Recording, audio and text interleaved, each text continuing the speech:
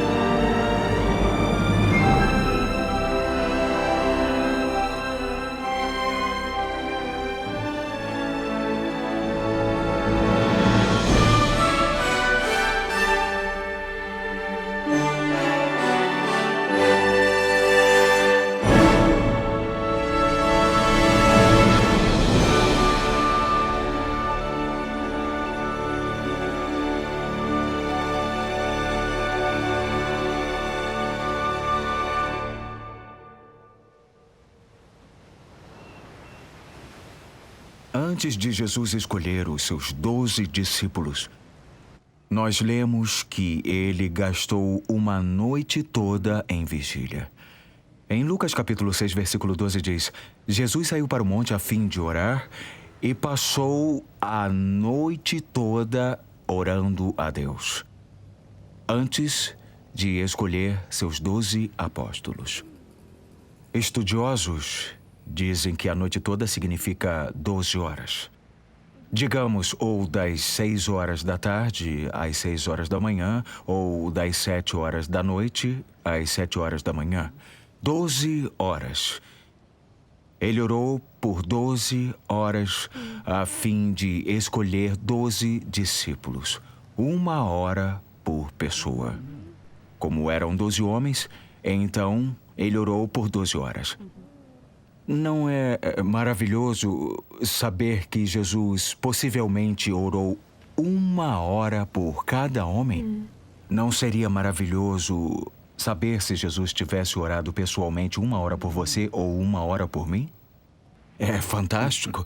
Então, ele orou por 12 horas. Após ter orado durante 12 horas, digamos às 7 horas da manhã, ele desce do monte, chega à praia do Lago da Galileia e, se as escrituras estiverem corretas, ele começa a escolher seus apóstolos. Eu fiquei muito surpreso. Para mim, era como se Jesus só tivesse escolhido os homens ao dar de cara com eles, aleatoriamente. Vocês dois, e 1, 2, 3, vocês 3, e você.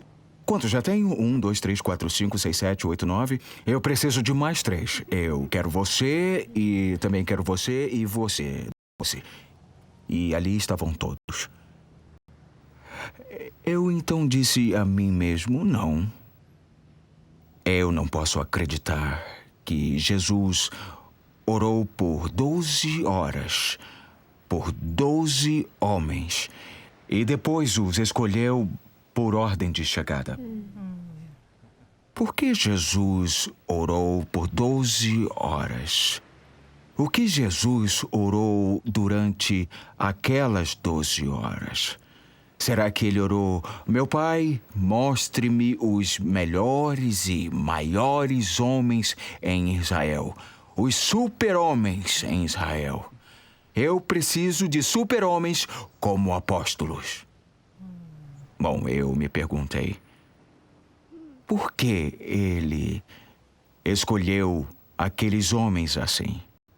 E analisando um pouco mais de perto, eu pensei comigo mesmo: deixe-me dizer, tentando não ser desrespeitoso com Jesus, Eu não preciso orar por 12 horas e, depois de 12 horas, sair e então fazer mais escolhas assim. Olhem quem ele escolheu. Ele escolheu alguém como Pedro, o impetuoso Pedro, um homem de pavio curto, um homem áspero, sempre agindo primeiro e pensando bem depois. Ele escolheu os filhos de Zebedeu. Eles eram esquentados. Quando os samaritanos recusaram-se a hospedar Jesus e os seus discípulos por uma noite, os filhos de Zebedeu disseram: Senhor, manda fogo do céu e consome esta vila. Jesus os escolheu. Eu pensei, que apóstolos gloriosos aqueles dois seriam, hein? Jesus disse: Vós não sabeis de que espírito sois. Este não é o Espírito de Cristo. Ele os escolheu. Mas o pior de tudo, ele escolheu Judas Iscariotes. Sim, Judas o traiu. Mas a Bíblia também diz que Judas era um ladrão. E se havia alguém que sabia disso, era Jesus. E Jesus o fez tesoureiro da equipe apostólica. Eu quero aconselhar qualquer pastor a nunca apontar um ladrão como tesoureiro de sua igreja. Mas Jesus o fez. Então, quando percebi que Jesus havia escolhido esses homens com todas as suas falhas, com todos os seus erros, eu disse: eu não acredito. Que ele orou por 12 horas. Senhor, mostra-me, cadê o super-homem? Porque nenhum deles era um super-homem. Por que será que Jesus orou por 12 horas para escolher pessoas com tantos defeitos? Por que pessoas tão comuns com seus grandes erros? Eu disse: Senhor, por quê? O Senhor escolheu esse povo. Por que o Senhor teve que orar por 12 horas? Então, uma coisa aconteceu comigo. Eu tive uma experiência que realmente me abençoou poderosamente.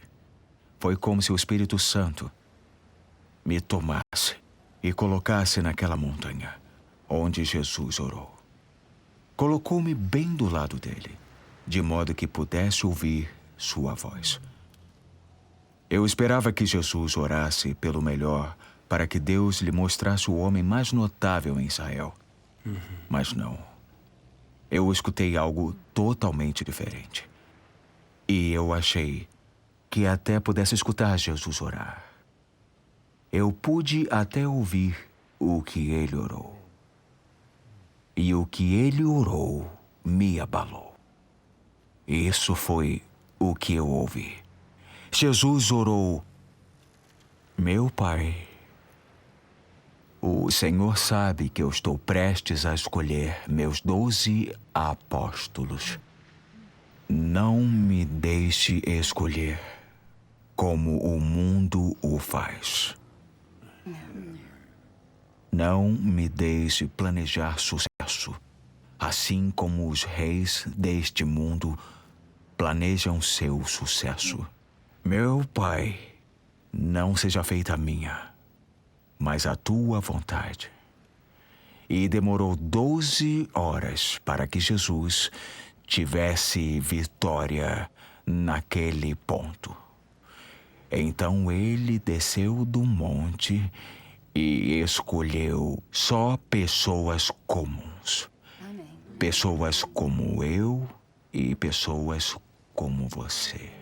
Com todos os nossos erros e com todas as fraquezas, ele ainda nos escolheu. Eu acho que se tivesse sido Jesus, eu não teria ido à praia escolher alguns pescadores ignorantes. Eu acho que teria ido à Universidade de Jerusalém. Eu teria dito aos mestres: façam uma lista dos jovens mais admiráveis, mais inteligentes, motivadores de pessoas e grandes oradores. Eu tenho uma grande comissão que precisa chegar até os confins da terra. Me deem o melhor dos jovens que vocês têm aqui na universidade. Jesus não chegou nem perto de uma universidade. Ele escolheu pessoas comuns, só pessoas comuns. Jesus não nos escolheu por causa de nós, mas por causa do que Ele faz em nós. E aí está a nossa grande chance. Deus não precisa de super-homens e não precisa de super-mulheres. Eu vou lhes dizer por que Ele não escolheu super-homens. Ele não escolheu super-homens porque não havia super-homens em Israel. Não há super-homens nos Estados Unidos. Não há super-homens na Alemanha, ou na Inglaterra, ou na China, ou no Brasil. Existem alguns super-homens em Hollywood, mas são todos de mentira. Jesus só escolhe pessoas comuns. E foi assim que ele escolheu aquelas pessoas ali. Bom, meu pai, ele era um pastor. Eu ouvi o evangelho desde que era pequeno. Esta é a maior herança que eu tenho neste mundo. Quando eu tinha 9 anos, eu recebi Jesus Cristo como meu Salvador. E quando eu tinha 10, só um ano depois, naquela pequena igreja no norte da Alemanha, onde eu cresci, houve um tipo de culto missionário. E, de repente, o Espírito Santo falou em meu coração. E o Senhor disse: Reinhard, quando você crescer, vai pregar o Evangelho na África. Eu fiquei tão maravilhado. Eu pulei, eu corri à frente e coloquei meus braços em volta do meu pai e eu comecei a chorar. Eu disse: Papai, Deus hoje falou comigo. E meu pai disse: Filho, o que ele disse para você? E eu disse: Ele disse: quando você crescer, vai pregar o Evangelho na África. Meu pai me disse: Reinhard, o seu irmão mais velho será o meu sucessor. Entendeu? Eu não era a escolha do meu pai. O meu pai escolheu o meu irmão mais velho porque ele era o melhor na escola em matemática. E eu era o pior. Mas nesse meio tempo eu descobri que a matemática nunca havia salvo uma vida, mas sim o Evangelho de Jesus Cristo. Podemos não ser a escolha das pessoas, mas Jesus está aqui para apontar o seu dedo para você e dizer: eu escolhi você para ir e pregar a palavra de Deus. Na Alemanha, temos um ditado que quando alguém não é bom em nada mesmo, dizemos: aquele ali é um zero à esquerda. A palavra alemã para isso é null. Ele é um nulo, ele é só um zero. Ele fracassa em suas provas, não consegue achar um emprego ou mantê-lo. Ele é só um zero à esquerda. Bom, tenho que ser honesto com você. Quando Deus me chamou, eu era um zero à esquerda. Só um zero. Mas escute o que aconteceu. Quando Deus me chamou, sendo um zero, eu respondi. Eu fui até Jesus e fiquei ao seu lado. Naquele momento, eu fiz a descoberta da minha vida. Pois ali eu descobri que Jesus é o número 1. E quando eu, como zero, coloquei-me ao seu lado, já éramos 10. Mas algum zero aqui? Venha e fique do meu lado e já seremos 100. Mais algum zero? Então 1000, 10.000, 100.000, 1.000.000, 10 milhões. Eu então percebi, Jesus dá valor a cada zero. Eu não me importo de ser o último zero, porque o último zero é o mais valioso. 100 milhões é mais do que 100. Contanto que o número 1 esteja na frente, Jesus, somos todos altamente valiosos. Porém, remova-o e, de novo, não seremos mais do que zeros.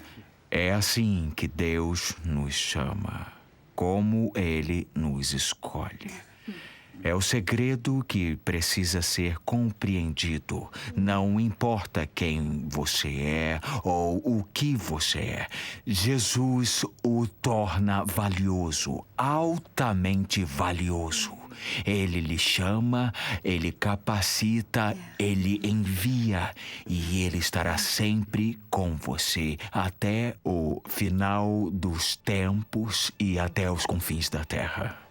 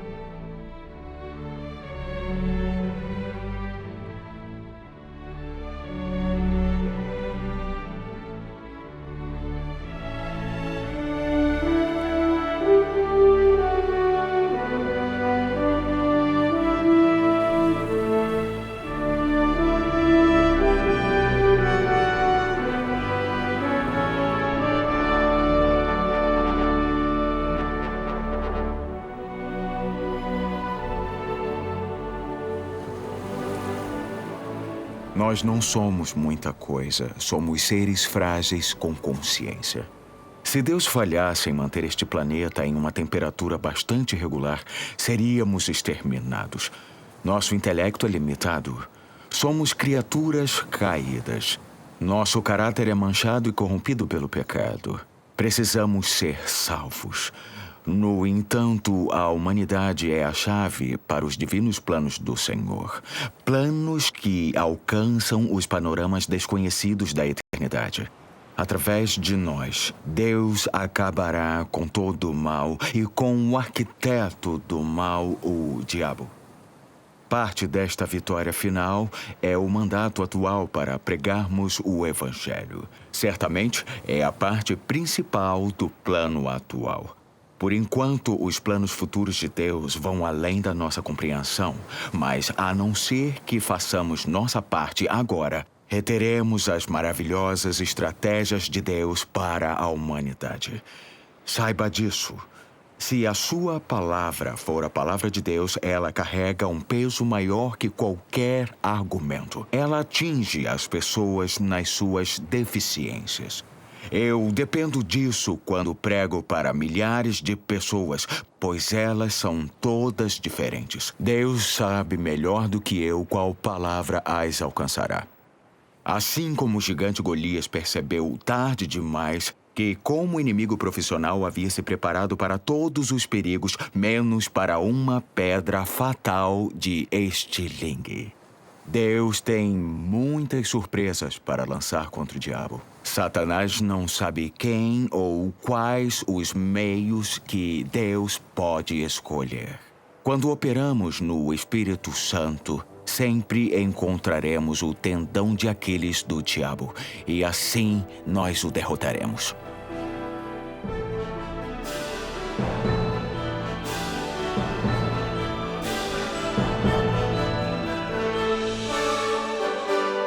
As long as Jesus is the number one, he puts value into every zero.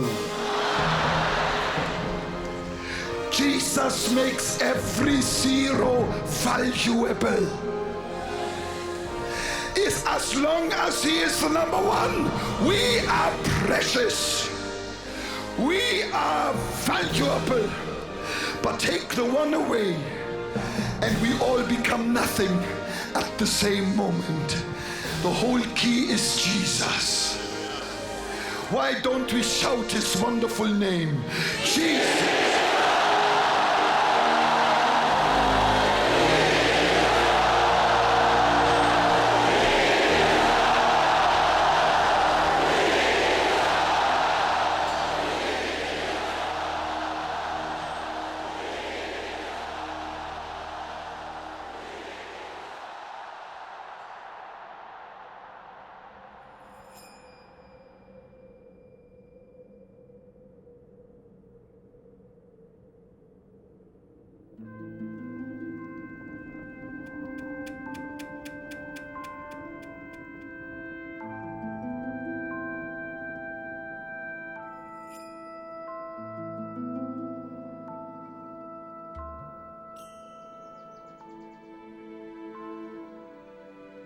Você se dá conta de que Jesus fez um projeto maior do que qualquer faraó?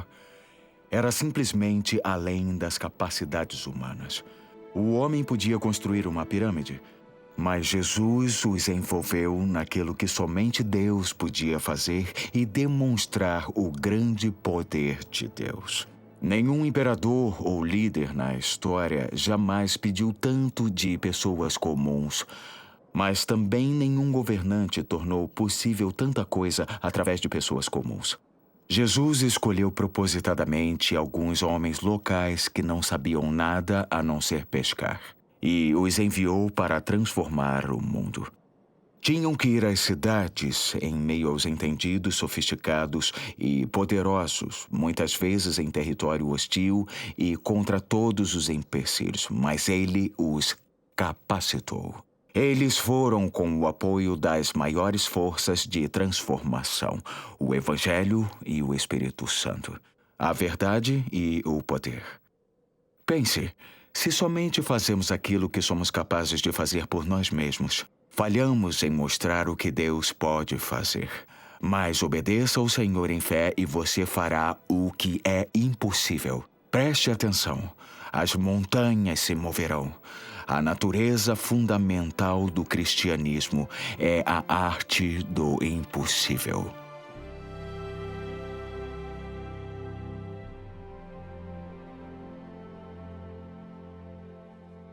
Vocês sabem que eu cresci no norte da Alemanha, no delta do rio Elba. É uma área de marés altas e também de marés baixas. Então, quando a maré estava baixa, nós meninos costumávamos a brincar na lama.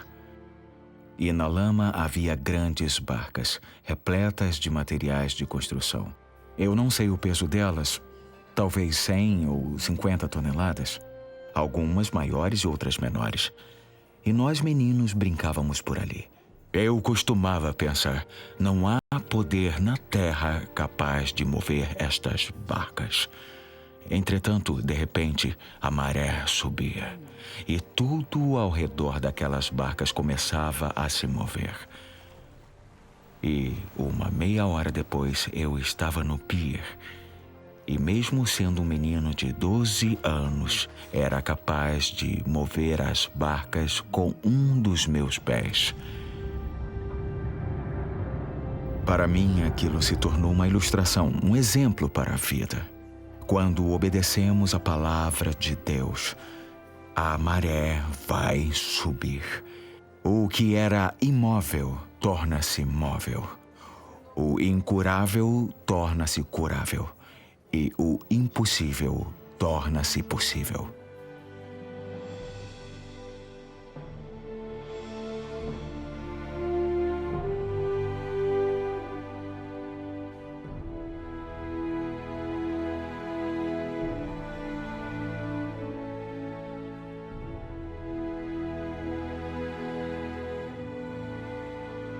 Quando Jesus enviou o Espírito Santo ao mundo, uma nova ordem de possibilidades foi criada, além de tudo já conhecido desde os dias de Adão. Todos nós podemos fazer o comum e confiar em Deus, mas porém Deus está buscando homens e mulheres cujas ações se igualam ao que creem. Quando eu senti o Senhor me comissionar para levar o Evangelho da cidade do Cabo até o Cairo, eu não passava de um missionário jovem trabalhando no reino montanhoso de Lesoto. Parecia simplesmente impossível, se não ilógico. Mas ao lançar-me em obediência a esta comissão, algumas das coisas mais maravilhosas começaram a acontecer. E agora eu quero compartilhar com você como eu aprendi a ter fé.